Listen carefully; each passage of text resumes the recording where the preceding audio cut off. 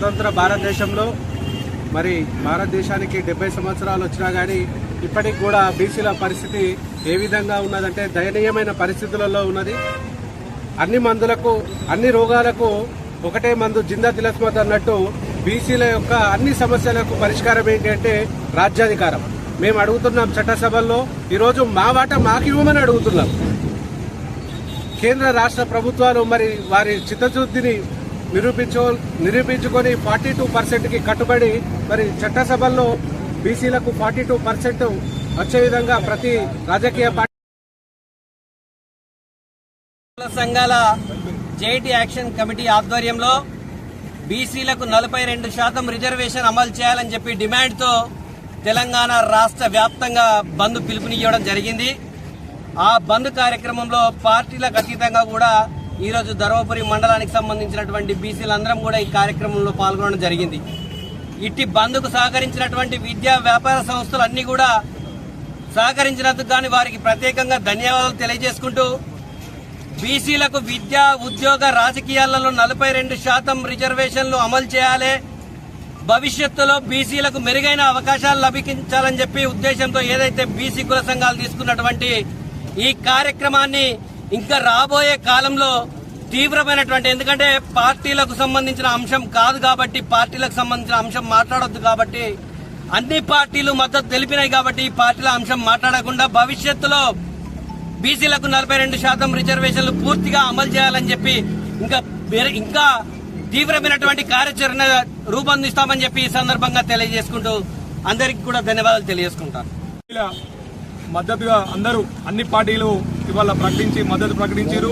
మనకు 42% బీసీలు ఖచ్చితంగా అమలు చేయాలి రిజర్వేషన్లు. ఎందుకంటే ఎక్కడైనా కూడా ఏ విలేజ్ తీసుకున్నా కూడా బీసీలే ఎక్కువ ఉన్నారు. మనము ఇన్ని రోజులు బీసీలము మనం మోసపోయి అగ్రవర్ణాలకే మాత్రమే మనము పట్టం కట్టిరు.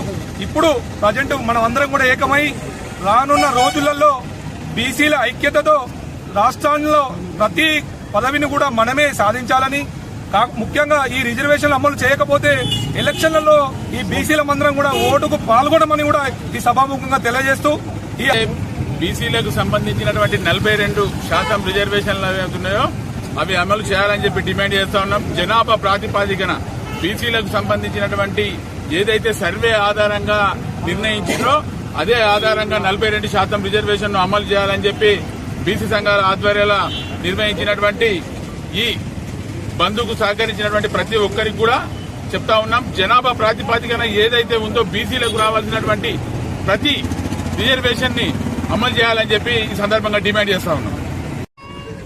ఈరోజు బీసీల బంద్ను విజయవంతం చేయాలని చెప్పి అన్ని పార్టీలకు ఆదేశించగానే ఇవాళ బీసీ రిజర్వేషన్లు అమలు చేయాలనే నినాదంతో ఇవాళ బంద్ను ప్రకటించడం జరిగింది.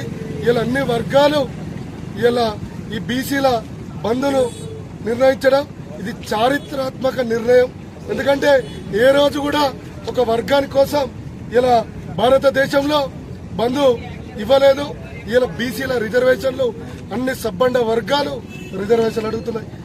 జనాభా ప్రతిపాదిక ప్రకారంగా దేశ జనాభాలో 60% పైకున్న బీసీలో ఇలా కేవలం మేము రాష్ట్ర జనాభాలో 42% రిజర్వేషన్లు అమలు చేయాలని చెప్పి ఈరోజు అన్ని రాజకీయ సంఘాలు అన్ని కుల సంఘాలు ఏ విధంగా మద్దతు ఇచ్చినాయో బీసీల రిజర్వేషన్లు పెంచే వరకు కూడా అన్ని వర్గాలు సహకరించాలని చెప్పి తెలియజేస్తూ